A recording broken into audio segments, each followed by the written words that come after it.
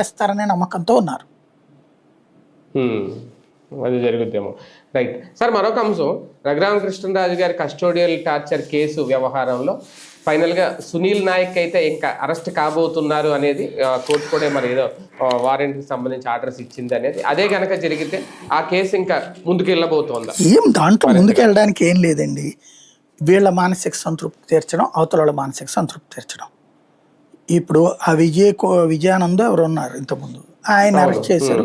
ఆయన అరెస్ట్ చేస్తే తెలుస్తున్నారు. చివరికి అతను సహకరించలేదు కాబట్టి సునీల్ నాయక్ని అరెస్ట్ చేద్దాం అంటారు. బేసిక్ సమస్య ఏంటంటే ఇందులో కేసు ప్రూవ్ అయ్యేది ఏం లేదు, కానీ కొన్ని రోజుల పాటు అరెస్ట్ చేయడం ద్వారా సైకలాజికల్ సాటిస్ఫాక్షన్ రఘురామకృష్ణరాజుకి తీసుకురావడం, అంత మించేం లేదు.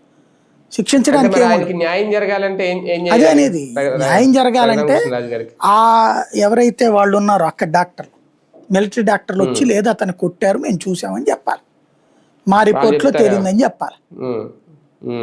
అది చెప్తే మాత్రమే శిక్షలు పడతాయి. లేదంటే ఈ చంద్రబాబు గారి మీద కేసులు పెట్టి ఆయన అన్యాయం చేశాడు, దుర్మార్గం చేశాడని వీళ్ళు చెప్పి ఇప్పుడు కేసులు ఎట్ట లేచిపోయినాయో రేపంతే నడుస్తాయి.